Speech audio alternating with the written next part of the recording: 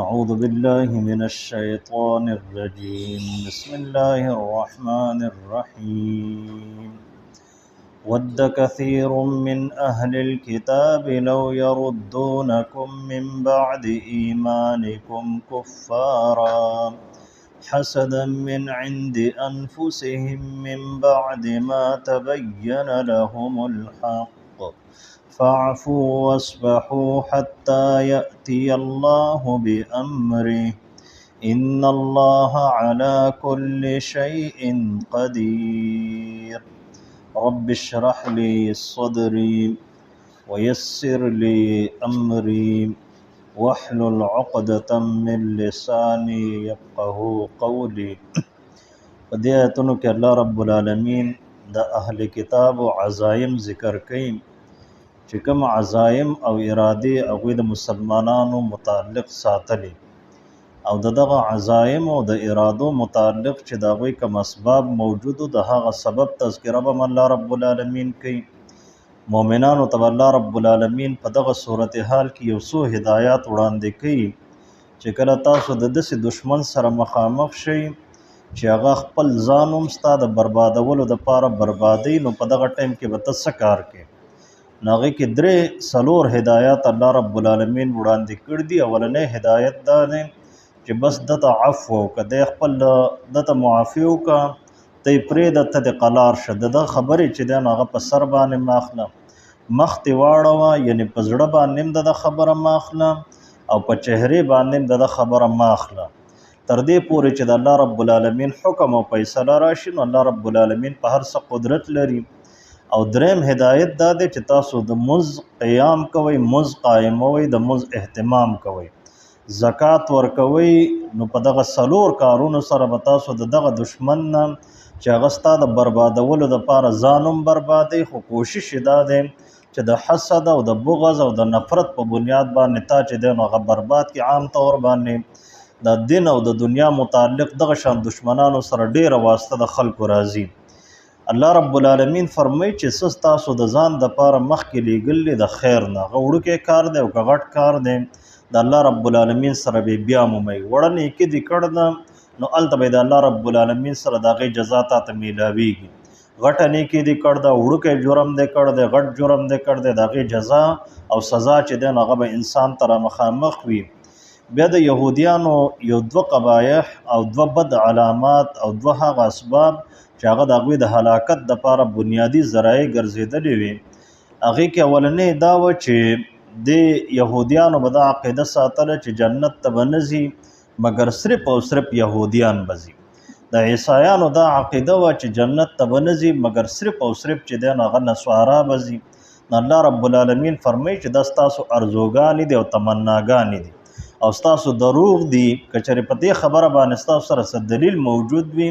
چې واقعي د جنت ټیکه چې ده نو هغه ستا سره ده او جهنم به پلانکي ته میلاویږي، نو بیا یو دلیل چې دی نو هغه پیش کړي. خبردار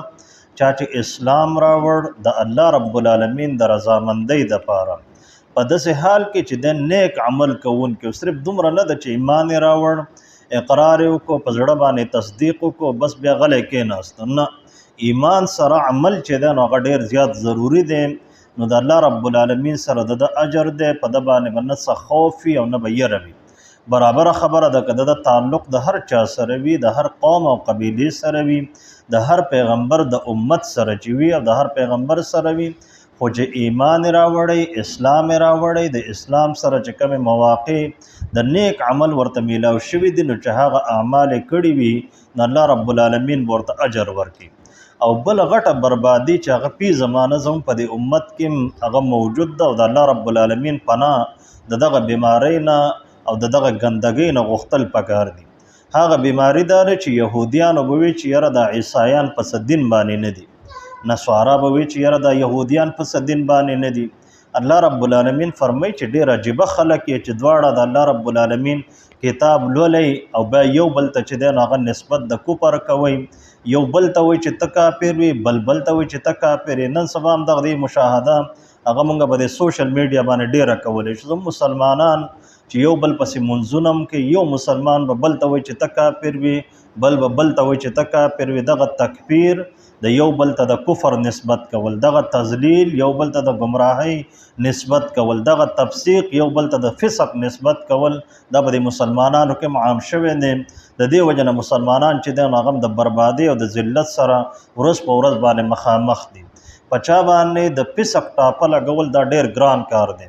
په چا باندې د لعنت ټاپه لګول، په چا باندې د گمراهۍ مهر لګول، یا چاته د کفر نسبت کول. نبی علیه الصلاۃ والسلام په حدیثو کې یو څو خبرې موجود دي چې د انسان د خولې نه هغه وځي نو هغه به د ځان دپاره مصداق او زیږی او محل خامخا ګوري.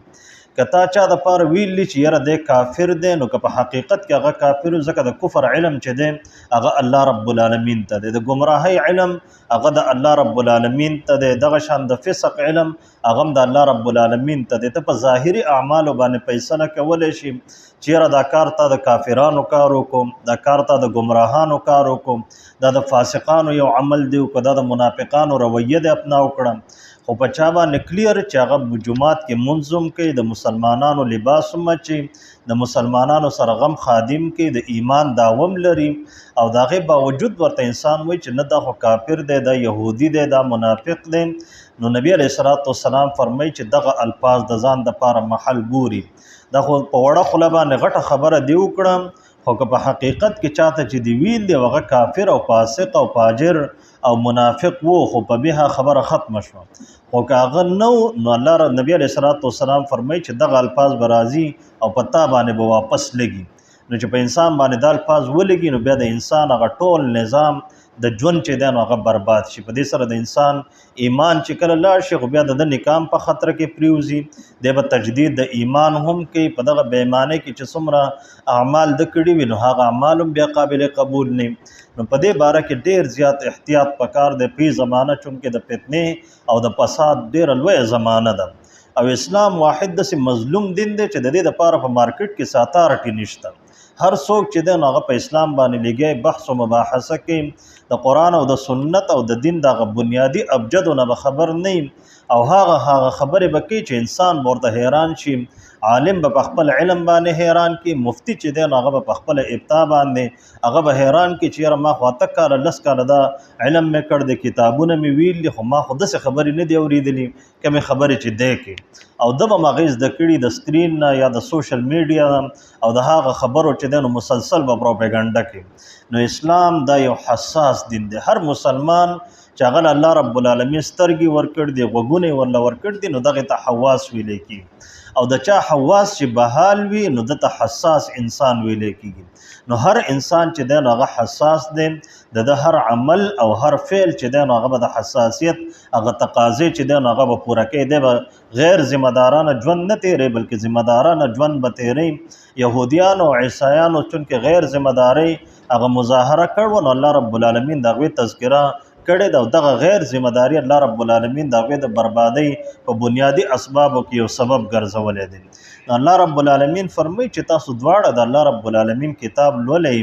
دغه شان وینا کې هغه خلک چې هغوی په هېڅ باندې نه پوهېږي. د مکې خلکو ته اشاره وه چې هغوی به هم د نبي علیه الصلاۃ والسلام خلاف دا پروپیګنډه کوله چې یاره دی خو څه په دین باندې نه دی، د پلار او د نیکه دین یې پرېښی دی نو بېدینه شوی دی، په خپله په بېدینه نو نبی علیه الصلاۃ والسلام ته به یې د بېدینۍ نسبت کوم. الله رب العالمین فرمایي چې د دې فیصله به زه کوم د قیامت په ورځ باندې په هغه څه کې چې کوم کې تاسو د یو بل سره اختلاف لرو. ود کثیر، الله رب العالمین فرمایي چې خوښی کثیر ډېر زیات من اهل الكتاب د اهل کتابونه لو يردونکم کچری واپس کې تاسو لره من بعد ایمانکم پس د ایمان راوړلو ستاسو نه کفارن حالت د کفر ته تاسو واړئ.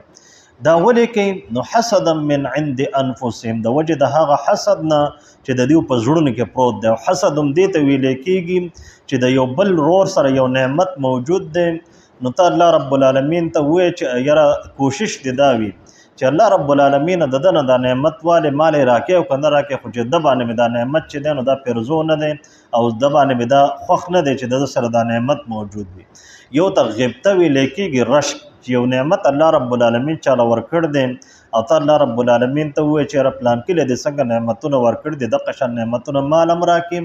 او د دا نعمتونه د نصیب کړي چې کله ته د بل دپاره د نعمتونو د بقا دعا کې د هغه دپاره حسد نه کړي نو الله رب العالمین قادر دی تعالی هم دغه شان نعمتونه درکړي او چې کله انسان په حسد باندې راوتراو شي او د حسد شروع کړي نو بیا به سورې فلق تعلیم دا دی چې ومن شر حاسد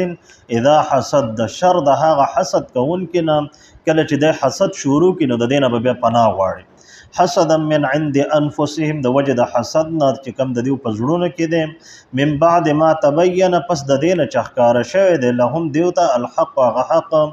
نو فعفو ته ورته عفو وکړه په زړه باندې ورته معافي وکړه په زړه باندې دا خبرې ماخله وصفحو او مخ دې واړوه د داسې خلکو نه بیا لار جدا کړه چې سترګې دې پرې نه لګي حتی یأتی الله بامر تر دې پورې چې راتګ وکړي الله رب العالمین په خپلې فیصلې سره الله رب العالمین ته پرېږده الله رب العالمین په فیصله کوي ان الله یقینا الله رب العالمین علی کل شیء قدیر په هر څه باندې قدرت لرونکی دی واقیموا الصلاة مونځ قایموئ وآتوا الزکاة زکات ورکوئ وما تقدموا لانفسکم او څه چې تاسو لیږئ د خپلو ځانونو دپاره من خیر د خیر نه تجدوه عند الله د الله رب العالمین سره به بیا مومئ الله رب العالمین نو رکیږي نه هلته به موجود وي ان الله یقینا الله رب العالمین بما تعملون بصیر ستاسو په اعمالو باندې لیدونکی ذات دی وقالو او وی د یهودیان لن يدخل الجنة چې هرگز به نه داخلیږي جنت ته الا من کان هودا مگر هغه څوک چې هغه یهودي وي دغه شان دویمه جمله وقالو او وی عیسایان لن يدخل الجنة چې نه به داخلیږي جنت ته الا من کان نصارا مگر هغه څوک چې هغه عیسائی وي دغه عربی عبارت ترجمه په لحاظ سره به دا داسې جوړیږي قرآن کریم خو معجز کلام دی نو دا اشارات کوي هغه تفصیل چې دا نو نبی علیہ الصلوۃ والسلام او مفسرینو بیان کړی دی تلک امانیهم الله رب العالمین فرمایي چې دا د دیو دروغ دي اکاذیبهم عام مفسرینو د امانیهم په معنا غسته دي چې تلک اکاذیبهم دا د دیو دروغ دي د دیو ارزوګان او تمناګانې دي قلت ورته وای د الله پیغمبر علیه الصلاۃ والسلام هاتو برهانکم راوړی په دې داوه باندې یو دلیل ان کنتم صادقین که چېرې تاسو رښتونی بلا ولنه جنت ته هر هغه انسان زی من اسلم چا چې اسلام راوړ وجهه لله او خپل ځان متوجه کو الله رب العالمین ته خالصتا د الله رب العالمین د رضا د پاره اسلام قبول کوم وهو محسن او پس د اسلام د قبولولو نه د نیک عمل کوونکو فله اجره عند ربه نو د لپاره اجر د پنځ د رب د باندې ولا خوف علیهم نبوي خوف په د باندې ولا هم يحزنون او نه غمجن کیږي وقالت اليهود او يهوديان ليست النصارى على شيء چې نه د عیسایان پس دین باندې وقالت النصارى بل طرف ته عیسایان وی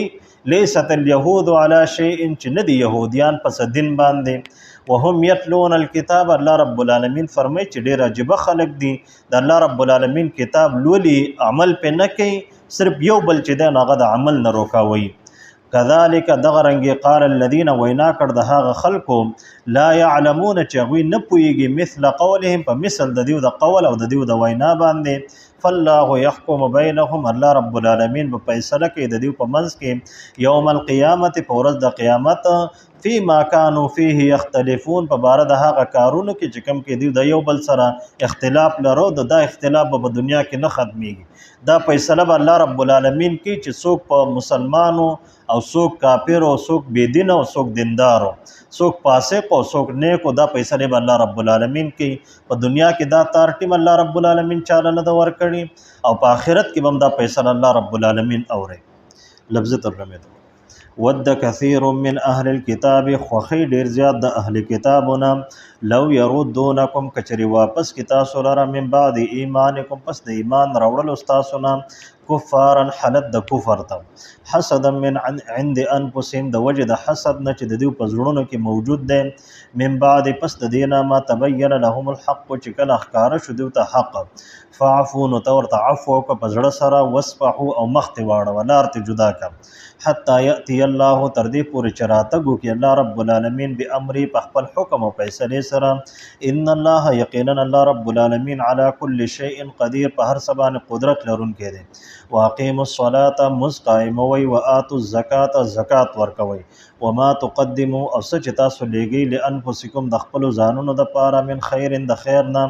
تجدوه نو تاسو به بیا مومئ عند الله د الله رب العالمین سره.